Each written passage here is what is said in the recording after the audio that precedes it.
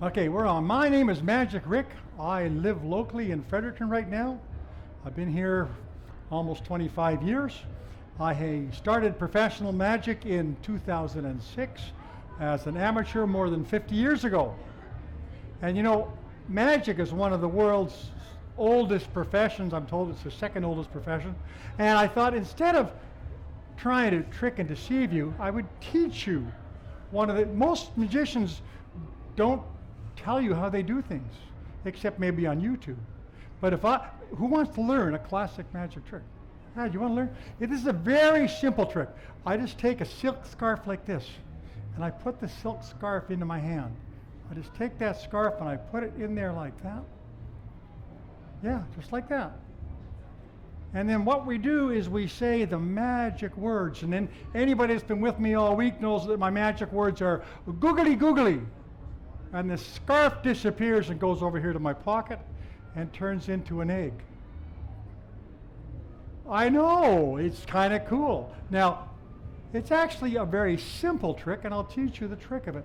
The magician has two scarves, one that was in his pocket and one that's in the egg.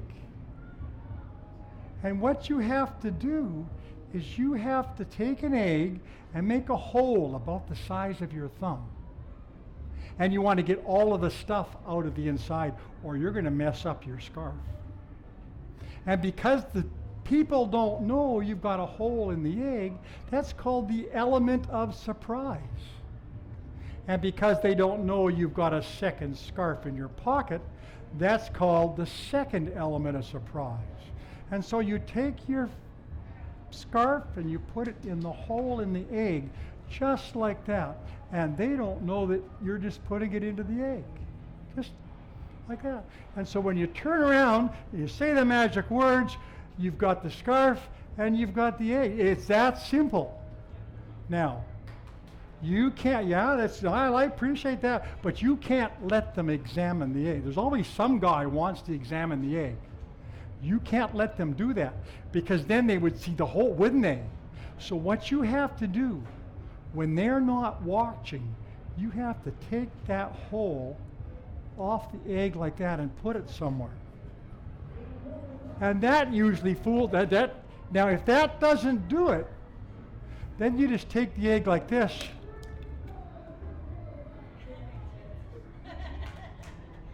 There you go. All right. Let's put that back here.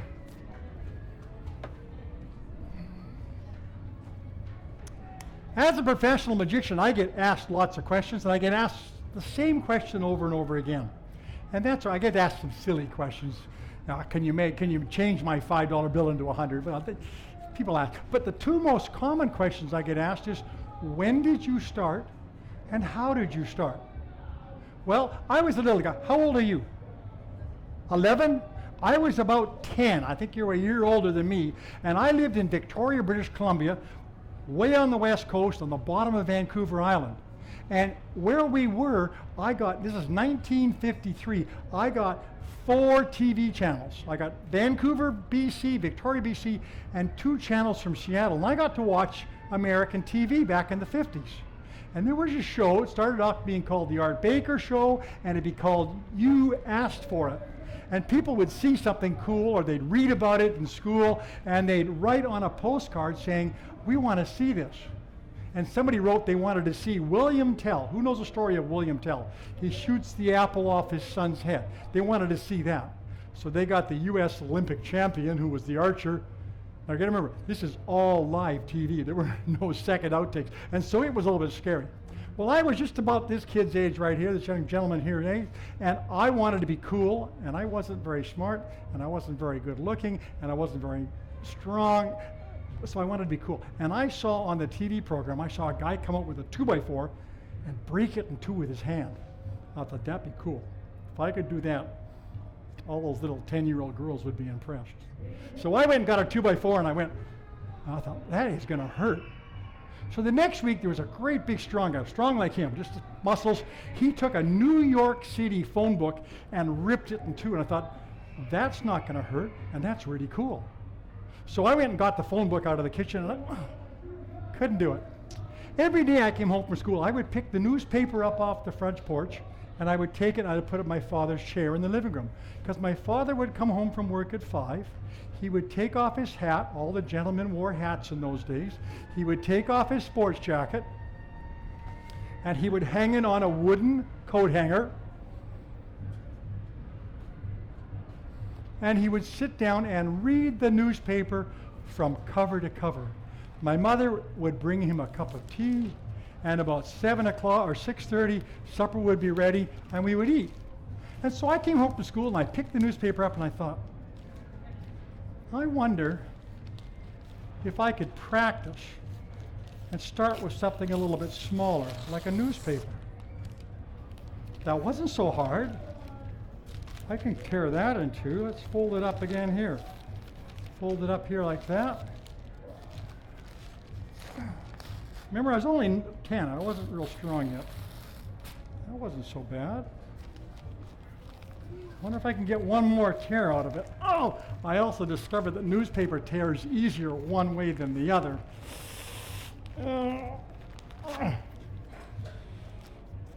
Getting pretty thick here, and I didn't know where it was going to go from here. I didn't know if I could get another tear out of that or not.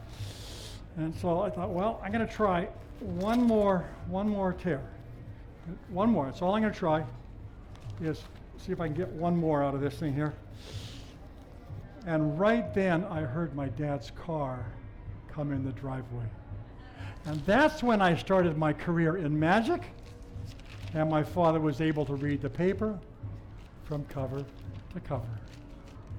Thank you.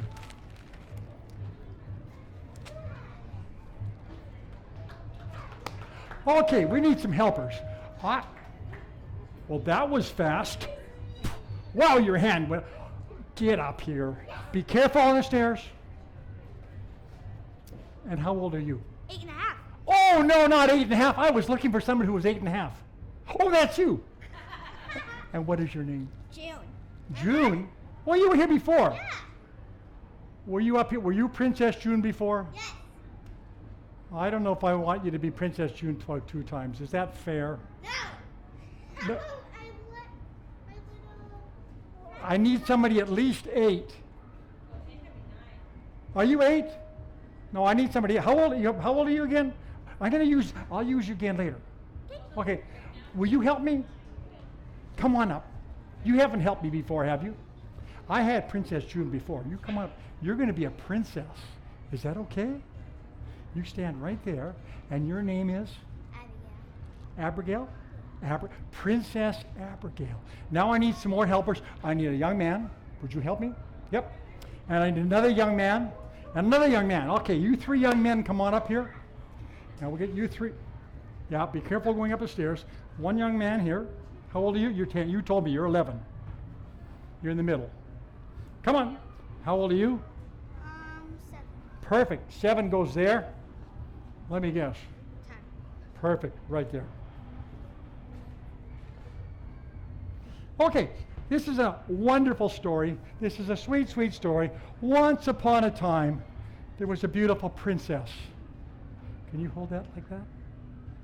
Her name was Princess Abigail. Come on in and sit down. There's room at the back, there's room at the front. You can leave or stay as long as you want. So Princess Abigail lived in a big, beautiful castle in a little tiny town. And Princess Abigail's daddy, the king, he said, "Princess, it's time for you to get married." And that's an exciting time in a princess's life. Yeah, okay, but it was a little tiny town, and there really wasn't very much good to choose from. So, who do we have to choose from? You stay right there. First of all, we got this gentleman right here.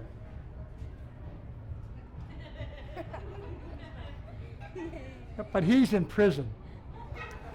Then we got this gentleman right here. He's big. He's hot. But he's a smoker. And then we got this guy right here. He's guaranteed to make her very happy. So, Princess, put your hand up if you, well, let's find out a bit more about these bachelors here. What does a frog say? Ribbit, ribbit, okay. And what does a a lazy dragon say?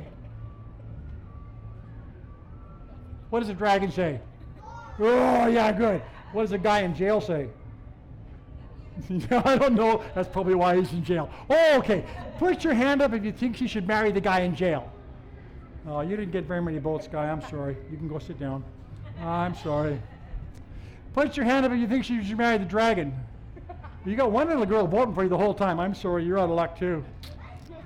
Oh. Put your hand up if you think she should marry the frog. Oh, yeah. Put your hand up if you think marriage is a dumb idea. You don't get to vote. Oh, okay. The frog. All right. So the frog's going to come over here to there. Don't cross that line. Oh. And princess is going to come over. Don't you come. Okay. Now we have a problem because we have a beautiful princess who's a person, and we got a frog who's a frog. What are we going to do? What? You got to kiss the frog to turn him into a prince. What do you think? No? Oh, come on. You're sure? You're sure? I'm sure you could have. No? Positive? How about if we do it by magic? Would that be okay? So you don't really have to kiss the princess? Just magic? Okay, magic. Here we go. You put your frog uniform into the bag. Perfect. And then you blow the princess a kiss into the bag. Like that, into the bag. Okay. Now you put your princess uniform in the bag. Perfect. And you got to blow a kiss in there too. Oh, you did such a great job. Now if you'll step a little bit closer, we'll see what happens when you do those kind of things. Right there, right there. And what we have now, they lived happily ever after. Let's have a big hand for the princess and the frog. You can go and sit down. Thank you so much. You guys were so good. Okay.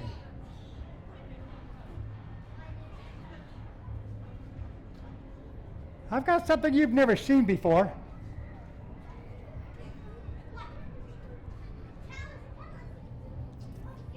The reason I know you've never seen it before is because I made it.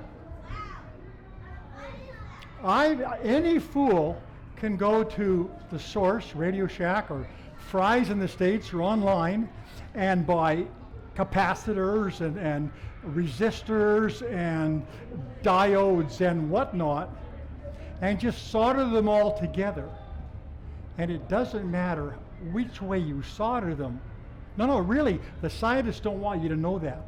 It doesn't matter at all. As long as you put enough power into it, something exciting always happens. And so by absolute surprise and wonder, I invented the world's first practical teleportation device, allowing me to move something magically through the air from one place to another. Would you like to see this sucker? And you want to see it working? Okay. Let's see here. Now, I'm a little bit short. We're going to wrap that bill up in that tissue paper, and we're going to put it into my teleportation device.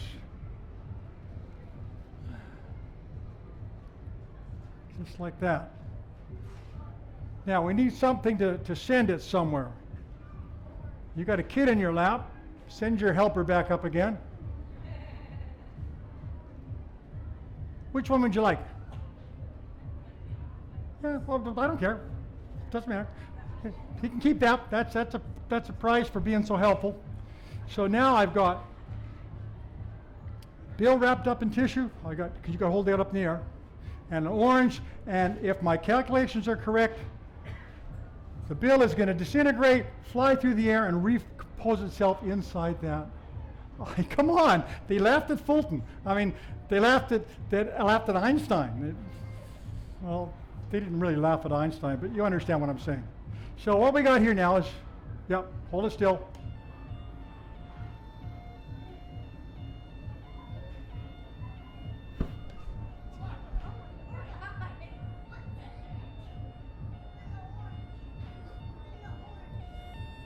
Did you feel anything?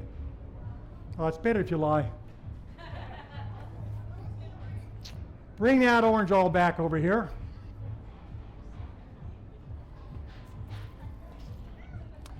One small cut for man, one large cut for mankind.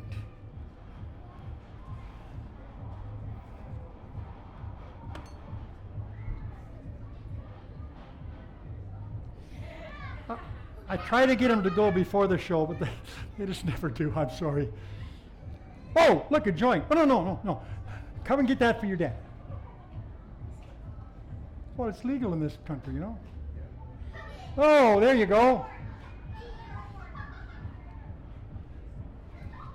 Is that a $5 bill, sir? And does it have a little corner torn out of it? Oh, it does. And does the corner match the corner you're holding? Yes, it does. And is the serial number the same? Yes, it does. Yes, it is. Whoa! Oh, no, hang on. You terrible bunch of scientists. We could have been in cahoots. This is the 21st century. We could have photoshopped 100 of those, couldn't we? Now, if this was real magic and not just some cheap trick, we should be able to duplicate that under controlled circumstances. Let's try this.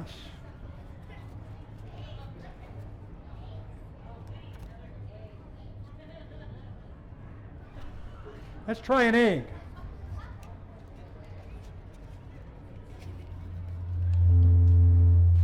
That's my. Would you take one of those eggs? They're raw. No, you hold. Yeah, you're going to hold on to it for us. Okay. We don't want it to break. And the pen. And I'm going to get the bill. And you hang on to this. That's your. If you would sign your name on that bill right there, just so we know that it's exactly your bill. Be careful of that egg, because that egg is not cooked. There you go. No, I don't do that. Be good. Okay. The egg, and then perfect. Okay. Okay, we got the bill. Sorry about that. Okay. Now, what we're going to do is we're going to wrap that bill back up real nice and small here. Now, and this time we're not going to protect it, so it's probably going to burn a little bit slower.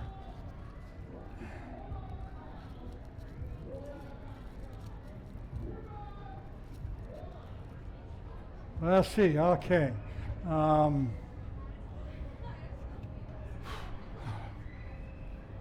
What was your name? Lila? Kyla. Yeah. Kyla, okay.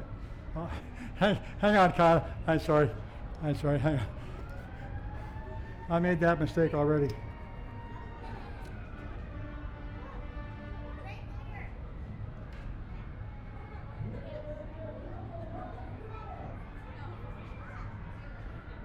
Kyla, say something. Oh, okay.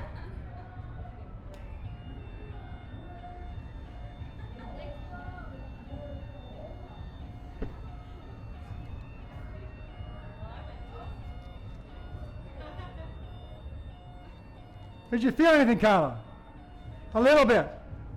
You're not sure. Okay, that's fine.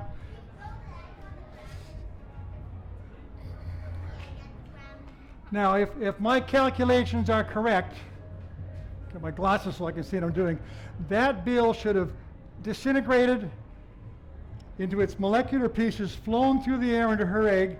Not only that, but it should have hard-boiled the egg. Yeah, really. Oh, an error. We'll fix that. That's okay. Fortunately, I have an instrument from my college days that'll help us here. I see I'm not the only college grad.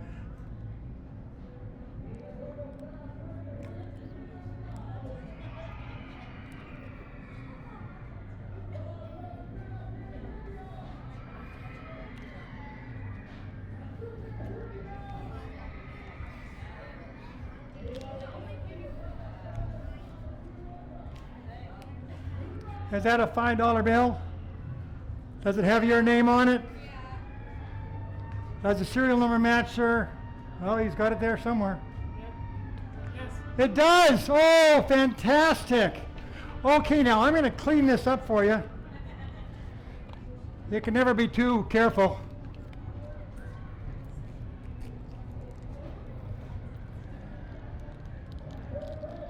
Now, if you notice that this egg has been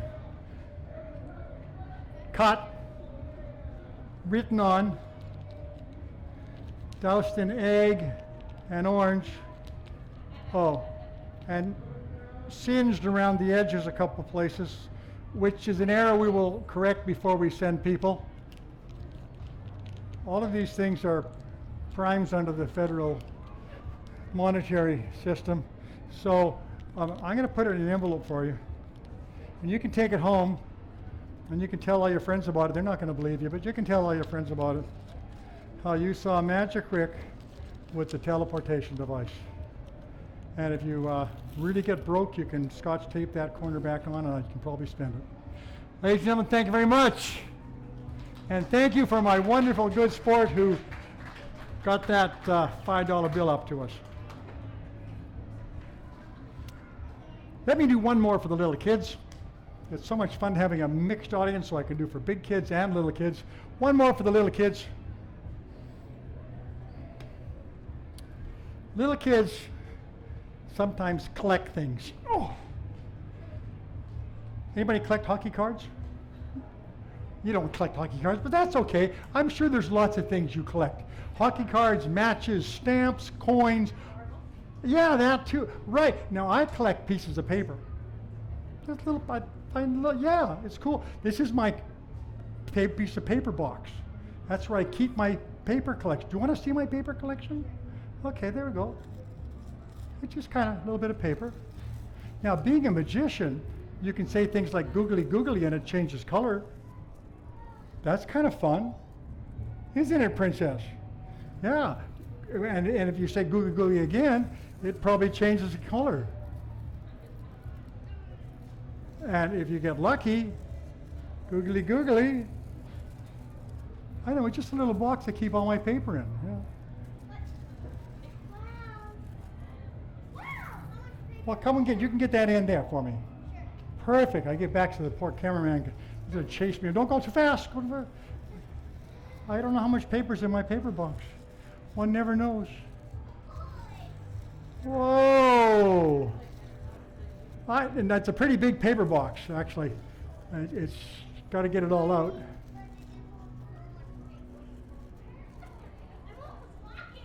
I don't know, how are you doing that? And there we go.